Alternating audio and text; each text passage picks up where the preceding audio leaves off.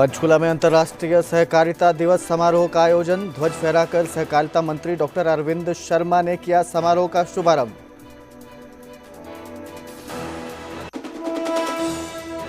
अधिकारियों को सांसद किरण चौधरी की दो टूक, कहा कमीशन नहीं चाहिए बढ़िया काम, गड़बड़ करने वालों का होगा हिसाब।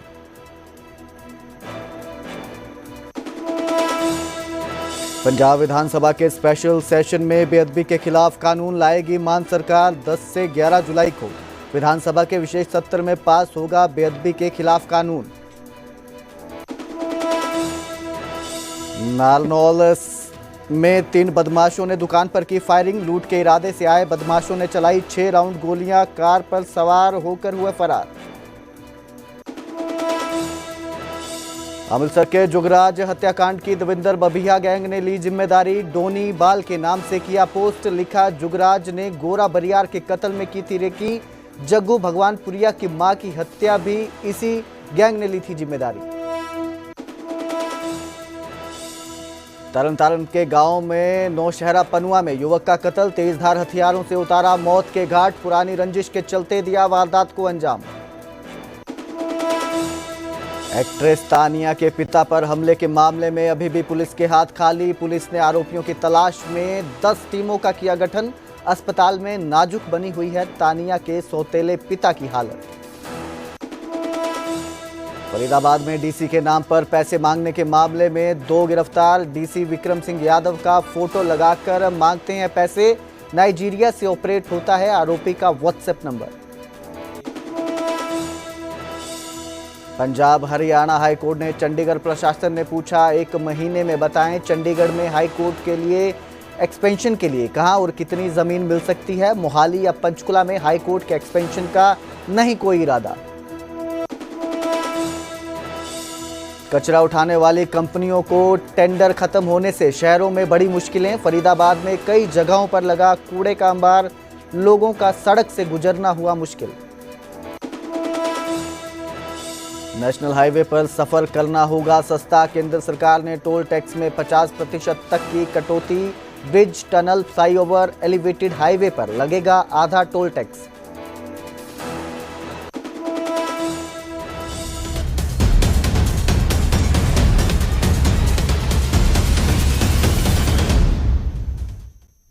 नमस्कार, स्वागत है हरियाणा प्राइम में। मैं कुलदीप भारद्वाज। बुलेटिन की शुरुआत करेंगे नीरव मोदी के भाई निहाल मोदी की गिरफ्तारी से। निहाल मोदी को अमेरिका में गिरफ्तार किया गया है। पीएनबी घोटाले मामले में निहाल मोदी की गिरफ्तारी हुई है। भारत सरकार की प्रत्यर्पण प्रक्रिया के तहत उन्हें गिरफ्तार किया गया है। सीबीआई ईडी के अनुरोध पर यह गिरफ्तारी हुई है। तो बड़ी खबर आपको इस वक्त की दे रहे हैं हम। नीरव मोदी के भाई निहाल मोदी को गिरफ्तार किया गया है। निहाल मोदी को अमेरिका में गिरफ्तार किया गया है। पीएनबी घोटाले के मामले में निहाल मोदी को गिरफ्तार किया गया है। भारत सरकार की प्रत्यर्पण प्रक्रिया के तहत ये कार्रवाई की गई है, जिसके बाद सीबीआई और ईडी के अनुरोध पर ये जो गिरफ्तारी है की गई है।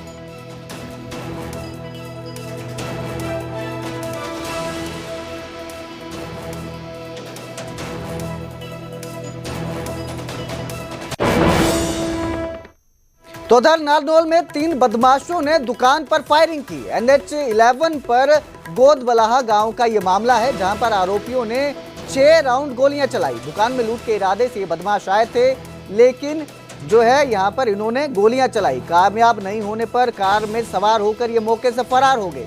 सूचना के बाद मौके पर पहुंची पुलिस ने सभी आरोपियों की पहचान नहीं हो पाई है। पुलिस मौके पर पहुंची और घटना की जांच में जुटी हुई है। इस घटना के बाद से शनिवार को गांव गोदबलाहा में ग्रामीणों ने बाजार बंद रखा और इस घटना की निंदा की। वहीं इस घटना से इलाके में दहशत का माहौल है। हालांकि जो बदमाश है फायरिंग की है उन्होंने वो मौके से फरार हो गए हैं। पुलिस उनकी जांच में जुटी हुई है, लेकिन ग्रामीणों में रोष है, आक्रोश है और गुस्सा है, साथ ही एक दहशत का माहौल है। फायरिंग का मामला सामने आया, क्या है? देखिए, एक सूचना प्राप्त हुई, जिसपे दरखास्त प्राप्त हुई, जिसपे हमने एफआईआर दर्ज करके आगामी कार्रवाई की जा रही है और इसमें जल्द से जल्द दोषियों को गिरफ्तार किया जाएगा। तो उधर फरीदाबाद में डीसी के नाम पर पैसे मांगने का मामला सामने आया। खाता धारक और खाता उपलब्ध करवाने वाले जो हैं वो गिरफ्तार किए गए हैं। मूल रूप से मणिपुर के रहने वाले ये दोनों आरोपी हैं। दिल्ली के मुनीरका में ये दोनों रहते थे। डीसी विक्रम सिंह यादव का फोटो लगाकर पैसे मांगते थे। व्हाट्सएप के जरिए पैसों की उगाही की जा रही थी। नाइजीरिया से ये पूरा जो व्हाट्सएप नंबर है ये ऑपरेट हो रहा था और ये पूरा गैंग ऑपरेट हो रहा था, ऐसी संदेह जताए जा रहे हैं। तो दूसरे आरोपियों की अभी तलाश कर रही है पुलिस, इसकी तलाश में जुटी हुई है, जांच में जुटी हुई है। फिलहाल जो है आपको बता दें, इस पूरे मामले में 2 आरोपियों को गिरफ्तार किया गया है जो डीसी के नाम पर पैसे मांगते थे। खाता उपलब्ध करवाने वाले जो हैं ये गिरफ्तार किए गए हैं और मूल रूप से मणिपुर के रहने वाले दोनों आरोपी बताए जा रहे हैं। जी 3 जुलाई को थाना साइबर सेंटर में शिकायत प्राप्त हुई, जिसमें आरोप लगाया कि डीसी साहब फरीदाबाद का फोटो और उनके नाम से व्हाट्सएप पे डाल के लोगों से पैसे मांगे जा रहे हैं। तो इस मामले में थाना साइबर सेंटर में धोखाधड़ी की धारा में मामला दर्ज किया गया। उसमें क्या गिरफ्तारी हो गई? जी उसमें जो खाता नंबर दिया था उसके आधार पर जो खाता धारक है उसको जमतीन खुप हाकिम, जो मणिपुर का रहने वाला फिलहाल मुनारके में दिल्ली में रह रहा है, उसको गिरफ्तार कर लिया गया है। और उसकी पूछताछ के दौरान एक अन्य आरोपी एंथनी, जो भी मणिपुर का रहने वाला है, उसको भी गिरफ्तार कर लिया है। तो डीसी के नाम पर पैसे मांगने वाले 2 आरोपियों को गिरफ्तार किया गया है। बताया जा रहा है कि ये पूरा जो गैंग था व्हाट्सएप नंबर के जरिए चल रहा था। जो व्हाट्सएप नंबर है वो नाइजीरिया से ऑपरेट किया जा रहा था। तो 2 लोगों को इस मामले में गिरफ्तार किया है। दोनों ही मणिपुर के रहने वाले थे जो दिल्ली में रह रहे थे। मुनेरका में ये दोनों रहते थे। फिलहाल इनके साथ और कौन कौन जुड़े हुए हैं, कितने लोग इस पूरे जो गिरोह है जो ठगी कर रहा था लोगों से, इसमें कितने लोग शामिल हैं, इसको लेकर पुलिस की जांच जारी है। पुलिस तलाश कर रही है बाकी आरोपी कितने इसमें शामिल हो सकते हैं और अब तक कितने लोगों को शिकार बनाया जा चुका है, इसको लेकर भी जांच की जा रही है। तो ये जो आरोपी गिरफ्तार किए गए हैं ये डीसी के नाम पर पैसे मांगते थे। डीसी की फोटो लगाकर व्हाट्सएप पर पैसे की उगाही की जाती थी, लोगों से ठगी की जा रही थी, जिसके बाद पुलिस इनकी तलाश में थी और अब 2 आरोपियों को गिरफ्तार किया है। दोनों के दोनों मणिपुर के रहने वाले बताए जा रहे हैं जो दिल्ली के मुनेरका में रहते थे और व्हाट्सएप के जरिए जो है ठगी के सारे जो इनका ठगी का जो ये सारा गिरोह था ये काम कर रहा था। तो इस खबर पर ज्यादा जानकारी के लिए मेरे सहयोगी अनिल राठी मेरे साथ जुड़े हैं। अनिल, ये जो गिरोह है ये कब से ठगी की वारदातों को अंजाम दे रहा था और कितने लोग इसमें शामिल होने की आशंका है और अब तक कितने लोगों से ठगी की जो शिकायतें हैं वो मिल चुकी हैं? जी बिल्कुल, देखिए आपको बता दें कि इस तरीके की जो ठगी के मामले हैं वो लगातार जो है वो जारी हैं और अब इन्होंने जो है वो एक नया तरीका ठगी का जो है वो लोगों से करने का अपनाया है, जिसमें कि ये लोग प्रबुद्ध लोग जो होते हैं शहर के, चाहे फिर वो मंत्रियों की बात हो, चाहे फिर वो किसी बड़े अधिकारी की बात हो, उसका जो है वो व्हाट्सएप पर स्टेटस फोटो लगाते हैं। फेसबुक या फिर गूगल जो होता है वहां से डाउनलोड करके जो है वो फोटो लगाते हैं और फोटो लगाने के बाद जो है वो ये लोग लोगों से जो है वो बोलते हैं कि हम लोग जो है वो यहाँ पे IAS अधिकारी हूँ मैं और मैं IPS अधिकारी हूँ। तो किस तरीके का जो है वो लोगों को झांसा देते हैं।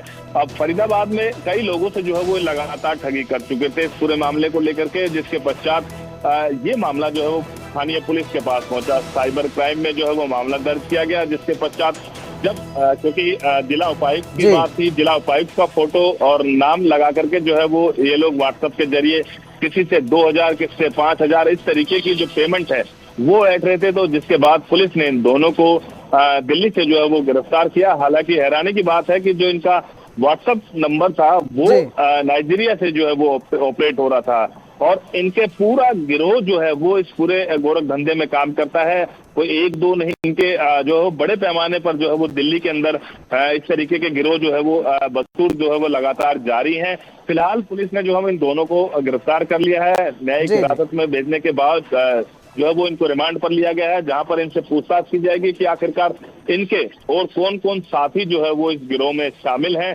जल्द से जल्द जो है वो सभी लोगों को गिरफ्तार करने की पुलिस के द्वारा बात कही जा रही है। जी बहुत बहुत शुक्रिया इस तमाम जानकारी के लिए अनिल। तो 2 लोगों को गिरफ्तार किया गया है, हालांकि इनके साथ और कितने इस गिरोह में शामिल हैं इसको लेकर जांच जारी है।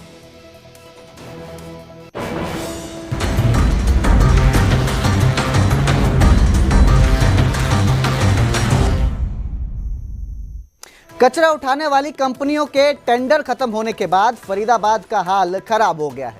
शहर में कई जगहों पर कूड़े के अंबार लगे हैं, जिससे लोगों का सड़क से गुजरना मुश्किल हो गया है। कूड़ा उठाने के लिए 4 बार टेंडर लगाए जा चुके हैं, लेकिन अभी तक कोई भी कंपनी टेंडर को लेने के लिए तैयार नहीं हो रही है। ऐसे में छोटे वेंडरों के जरिए कई जगहों पर कूड़े उठाए जा रहे हैं, लेकिन इससे काम नहीं चल पा रहा है। शहर की हालत खराब होती जा रही है। इस खबर पर ज्यादा जानकारी के लिए मेरे सहयोगी अनिल राठी मेरे साथ लाइव जुड़े हैं। अनिल, जो ये टेंडर खत्म हो चुका है उसके बाद जाहिर है लोगों की परेशानी बढ़ चुकी है, क्योंकि जगह जगह जो ये ढेर दिखाई देते हैं ये कहीं ना कहीं बदबू के साथ लोगों की मुश्किलें भी बढ़ा रहे हैं। तो इस मामले में क्या अपडेट है, प्रशासन क्या कार्रवाई कर रहा है? जी बिल्कुल, देखिए जिस तरीके से पूरे हरियाणा की बात कर जाए, जो इको ग्रीन कंपनी थी उसका जो है वो टेंडर पूरे तरीके से समाप्त हो गया। फरीदाबाद भी इसके अंदर जो है वो पूरे तरीके से यहाँ पे व्यवस्था जो है वो इस समय चरमराई हुई है। लगभग बात करी जाए तो 6 महीने से भी ऊपर का समय जो है वो फरीदाबाद के अंदर कूड़ा उठाने वाली जो टेंडर जिस कंपनी थी उसका टेंडर जो है वो समाप्त हो चुका है। हालांकि जो फरीदाबाद की नवनियुक्त मेयर हैं परवीन बत्रा जोशी, उनसे हमने इस पूरे मामले को लेकर के बात की तो उनका साफ तौर से कहना है कि 4 बार वो लोग जो है वो टेंडर लगा चुके हैं, लेकिन अभी तक कोई भी कंपनी जो है वो इस टेंडर को अमली जामा नहीं पहना पाई, इसको पूरे तरीके से अमेंडमेंट नहीं की, जिसके चलते अमूमन देखा जा रहा है। हालांकि सेक्टरों और जो कुछ वीआईपी एरिया हैं वहां से जरूर नगर निगम ने जो है वो कूड़ा उठाने का कार्यभार संभाला हुआ है। मेरे पीछे आप देख भी सकते हैं कि ये एमसीएफ का ट्रक जो है वो आया हुआ है यहाँ पे। जिस तरीके से हमने आज लगातार जो है वो लोगों से, अधिकारियों से इस पूरे मामले को लेकर के बात करी, जिसके पश्चात कह सकते हैं कि कहीं ना कहीं कुछ हरकत में जरूर आए होंगे अधिकारी, जिसके पश्चात ये तमाम गाड़ियां जो है वो यहाँ पे पहुंची हुई हैं। और ये मुंबई एक्सप्रेसवे का हाल है। ये मुंबई एक्सप्रेसवे जो कि फरीदाबाद की एक तरीके से शान है, जो कि एक बहुत बड़ा प्रोजेक्ट है, लगभग 1200 किलोमीटर के आसपास का जो ये पूरा प्रोजेक्ट है। और इसके हाईवे के बिल्कुल जस्ट बराबर में आप देख सकते हैं कि कूड़े का अंबार किस तरीके से यहाँ पे बड़े पैमाने पर लगा हुआ है। जब ये हालांकि इस कूड़े को जो है वो यहाँ से उठा करके डंपिंग यार्ड में ले जाना था और वहां इसको जो है वो डिस्ट्रॉय करके इसकी खाद बनानी थी। तो कई तरह का जो जिस तरीके से लगातार ये कूड़ा कंपनी जो टेंडर खत्म होने के बावजूद जिस तरीके की दिक्कतें आ रही हैं, इस पूरी समस्या का जो समाधान जो है वो अब स्थानीय लोग या फिर नगर निगम के कंधे पर है। स्थानीय लोगों ने जो है वो कुछ सोशल वर्कर जो है वो इस पूरे मामले को लेकर के सामने आए हैं, जो कि अपने निजी जो यानी कि सोसाइटियां होती हैं उनके निजी कोष से जो है वो इस कूड़ा उठाया जा रहा है। निजी टेंडर छोटे वेंडरों को दिया जा रहा है, क्योंकि अमूमन देखा जा रहा है अभी भी ऐसी कॉलोनियां फरीदाबाद के अंदर बहुत सारी हैं जिसके अंदर कूड़े के बड़े बड़े अंबार जो है वो लगे हुए हैं। लोग जो है वो घरों के बाहर कूड़ा फेंकने को मजबूर है, क्योंकि वहां पर कोई भी कूड़ा उठाने वाली कंपनी या फिर कर्मचारी जो है वो नहीं पहुंच पा रहा। क्योंकि नगर निगम की बात करी जाए, देखिए नगर निगम के पास पर्याप्त संसाधन पूरे तरीके से मौजूद नहीं है। पहले भी नगर निगम ये बात जो है वो कई बार क्लियर कर चुका है कि हमारे पास इतने बड़े पैमाने पर जो है वो कूड़ा उठाने के लिए पर्याप्त संसाधन नहीं है, जिसके लिए बाकायदा जो है वो कंपनियां हायर की जाती है। लेकिन जिस तरीके से पिछले 6 महीने से फरीदाबाद के हालात जो है वो चल रहे हैं, तो उससे साफ जाहिर है कि यदि कूड़ा उठाने वाली कंपनी जल्द से जल्द कोई नहीं आई या टेंडर किसी को नहीं दिया गया, तो आने वाला समय जो है वो इससे भी खतरनाक हो सकता है। क्योंकि अमूमन देखा जाता है इस तरीके की, अब हम भी यहाँ पे खड़े हुए हैं तो खड़ा होना भी जो है वो कहीं ना कहीं दुश्वार होता है कूड़े के पास से। जी अनिल, आपको रोकना चाहूंगा यहीं पर। बहुत बहुत शुक्रिया इस तमाम जानकारी के लिए। आप इस पर बने रहिएगा, जो भी अपडेट रहेगा हम आपसे लेते रहेंगे। तो लोगों का मुश्किल हो चुका है, कूड़े की वजह से बाहर निकलना तक मुश्किल हो गया है।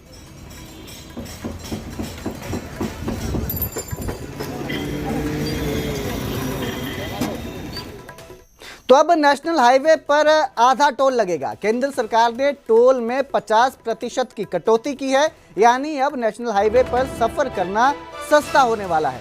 पुल और टनल वाले हाईवे पर टोल घटेगा। फ्लाईओवर और एलिवेटेड स्ट्रेच वाले जो रोड हैं उन पर आधा टोल लगेगा। केंद्र सरकार ने इसकी अधिसूचना जारी की है, जिसके तहत अब 50% तक की कटौती की जाएगी नेशनल हाईवे पर जो टोल आते हैं। हालांकि इस पर राज्य सरकारें क्या आदेश लेती हैं, क्या निर्देश लेती है, ये अभी कोई जानकारी इसकी सामने नहीं आई है। लेकिन नेशनल हाईवे पर अब आधा टोल लगेगा। जितने भी फ्लाईओवर और एलिवेटेड स्ट्रेच है उनमें 50% तक टोल में कटौती की गई है। परिवहन मंत्रालय लोगों को राहत देने के लिए लगातार अलग अलग कदम उठा रहे हैं। अभी जो फैसला आया है वो फैसला ये है कि टोल प्लाजा जो हैं उनके रेट जो हैं वो आधा कम हो जाएंगे। जो टोल में अभी 50 रुपए लगते हैं वो कम से कम 25 रुपए होने की उम्मीद है। टोल आधा हो जाएगा, लेकिन उसके पीछे एक शर्त रखी गई है कि जो भी टोल के पास फ्लाईओवर हैं, सुरंग हैं या फिर अंडरपास हैं उनके काम पूरे हो चुके हैं, तो वहां के जो टोल स्थित हैं उनके टोलों के रेट आधे हो जाएंगे। हम पिंजौर स्थित टोल के ऊपर मौजूद हैं, आप देख सकते हैं। और यहां से फ्लाईओवर की अगर बात करें तो ये जो रास्ता है जो पंचकुला से होते हुए और शिमला की तरफ जाता है, तो यहाँ से फ्लाईओवर आप देख सकते हैं कि फ्लाईओवर के ऊपर चढ़ करके लोग यहाँ उतरते हैं और जैसे ही टोल क्रॉस करते हैं तो फिर से फ्लाईओवर आता है। फ्लाईओवर के ऊपर चढ़ करके और आगे शिमला की तरफ जाते हैं, तो कहीं ना कहीं इस टोल के ऊपर भी असर होता हुआ नजर आ सकता है। अभी जो टोल की कीमत है, इस टोल की अगर बात की जाए तो 60 रुपए यहाँ वसूले जाते हैं 24 घंटे के अंदर आने और जाने के। एक तरफ की अगर बात करें तो 40 रुपए वसूल किए जाते हैं और दो तरफ के 80 रुपए बनते हैं, लेकिन अगर 24 घंटे के अंदर अंदर आते जाते हैं तो 60 रुपए यहाँ किराया लगता है, जो एक छोटी गाड़ी है। तो कहीं ना कहीं अब इस फैसले के बाद जब ये नोटिफिकेशन हो रहा है तो उसके बाद टोल के दाम जो हैं वो घट सकते हैं। हम देख रहे हैं कि केंद्रीय एवं सड़क परिवहन मंत्री जो नितिन गडकरी हैं वो लगातार लोगों को सुविधाएं देने के लिए इस तरह के कदम उठा रहे हैं। अभी कुछ ही दिन पहले हमने देखा था कि टोल के लिए एक पास बनाने की एक योजना बनाई गई थी, जो कि अब अगस्त से लागू हो जाएगी, जिसमें 3000 रुपए का एक पास बन जाएगा एक आम आदमी का, जिसके माध्यम से वो सफर कर पाएंगे और जिससे कि टोल का जो खर्चा है वो उनका बहुत कम हो जाएगा। तो कहीं ना कहीं सड़क एवं परिवहन मंत्रालय जो है वो लगातार कदम उठा रहा है। अब देखना यही होगा कि ऐसे जितने भी टोल हैं जहां फ्लाईओवर, सुरंग या फिर जो अंडरपास हैं ये सब आते हैं, तो वहां टोल्स पर कितना असर पड़ता है और लोगों को कितनी राहत महसूस होती है और कितनी राहत मिल पाती है। जिन्हें दोस्त समझा वही कातिल निकले। मामला रोहतक के इस्माइला गांव का है, जहां दोस्ती की आड़ में मौत का खेल तब देखने को मिला जब गांव से लापता युवक का शव 3 दिनों बाद खेतों में दफन मिला।